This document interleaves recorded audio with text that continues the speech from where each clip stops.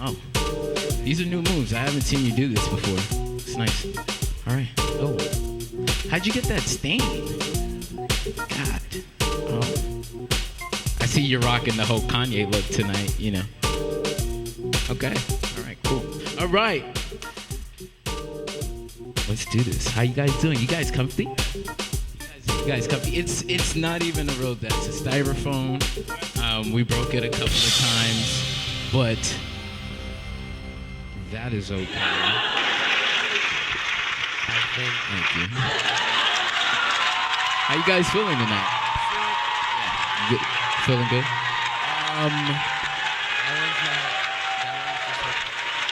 Okay, I mean, I guess. Let's get it.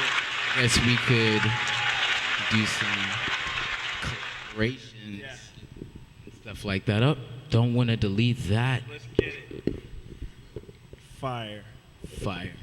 All right, guys, we're live, and I'm very excited. I see a lot of happy faces in the crowd. Oh, you guys, thank you. Stop it. All right, anyways, Phillip T, Annand, Colm, Kid Super, the Kid. You know, we're here with them. They were kind enough to bless 2 gems on us for this show. This is not a safe space. And we're going to try to get into that a little bit.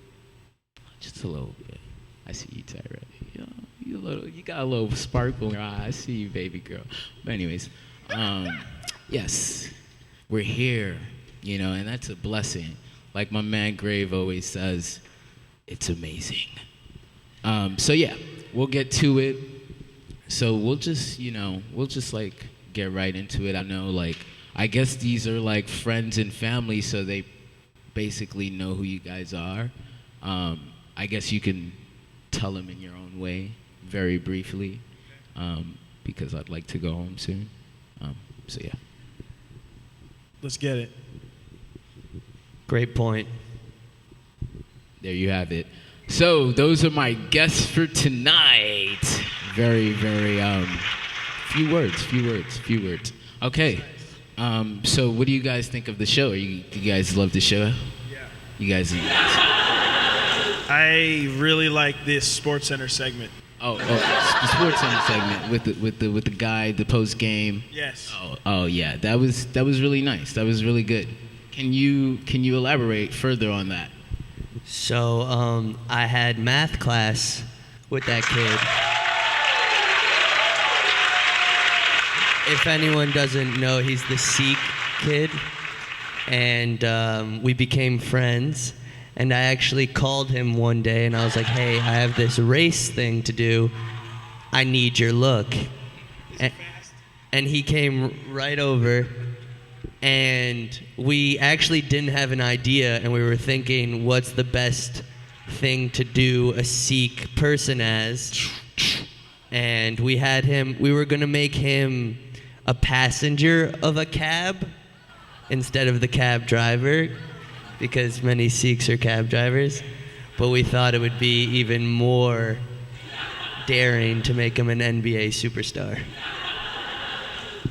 An NBA superstar. It was like the most unathletic one I've ever seen, bro.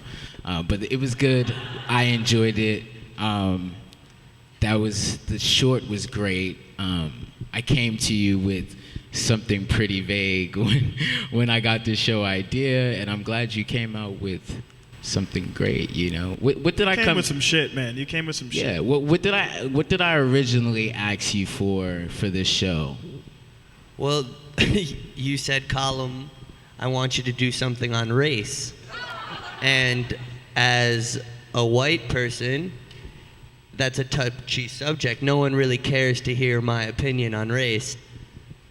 And I was like, damn, what am I going to do? And I was thinking of painting, I was thinking of drawing, I was thinking of all these things. And I was flipping through television, and I was like, wow, television is pretty white.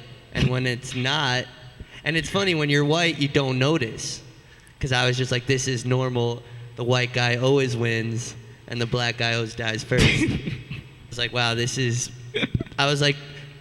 must be a different experience for someone else. Yeah. So I decided to flip it. Okay.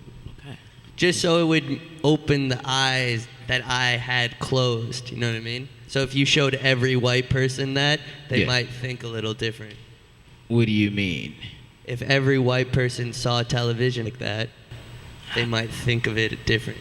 They might think of television differently? Just their whole perspective the whole on perspective. everything they go through on a day-to-day basis Day-to-day basis. as a white person.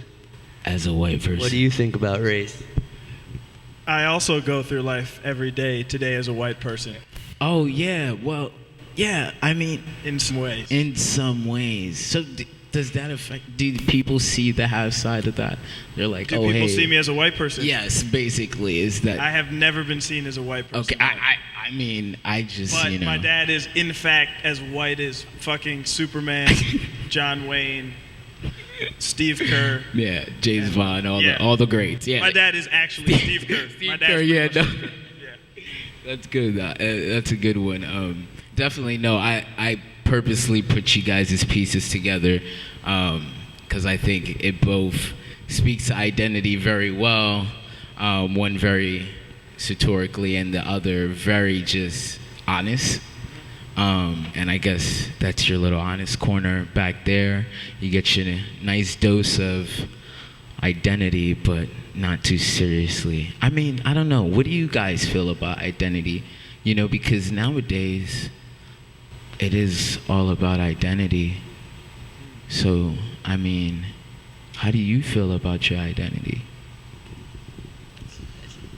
I feel pretty comfortable with my identity. I feel pretty comfortable with being simultaneously two things at once. I've never had a problem with it. I didn't think I was aware of it until other people pointed it out to me. So I think more other people had more things to say and feel and think about my identity than I did. But I'm feeling pretty all right. You feeling light? Yeah. Feeling real good? Yeah. It's gonna be a good night. Yeah. Nipples hard? I'm sleeping here, man.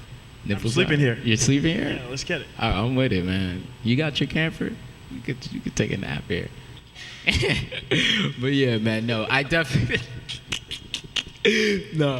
but definitely I don't know. I try to not take identity seriously. I don't know. I mean, I've heard of, you know, white privilege. Do you have white privilege? I mean, it's when you're all right, when you're white, you honestly don't experience it if you live a very normal life. And then there's certain things that you can go through that you're like, ow, being white, you definitely do have some privileges. Like being arrested or going through the prison system, being white definitely benefits. There's certain things for sure. It's also funny when I was doing this piece and I was telling all my friends, like, I'm going to do a piece on race.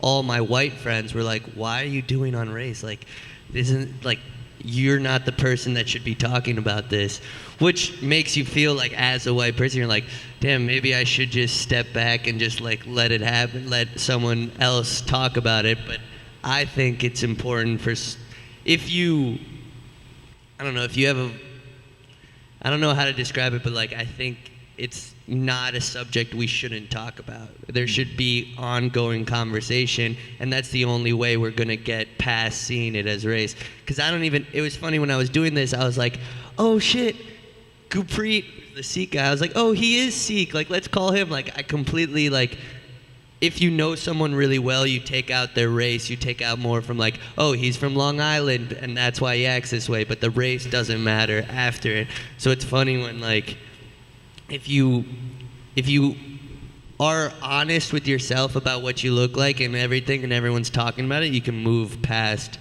just these categories of race, because in the end it doesn't matter. I mean, if Seinfeld was Asian and had the same banter and we were all different colors, it would still be hilarious. So that was the point of the show. That was very enlightening. I'm feeling your energy. Bang, bang. Thank you for that. What about you, Bryan? I mean, you're a banana. Do you have anything, you know, do you have problems with identity? I mean, you're yellow. I don't. Well, the interesting thing is that banana DNA and human DNA only vary by 50%. Oh, wow. That was so powerful. I need to get my footing.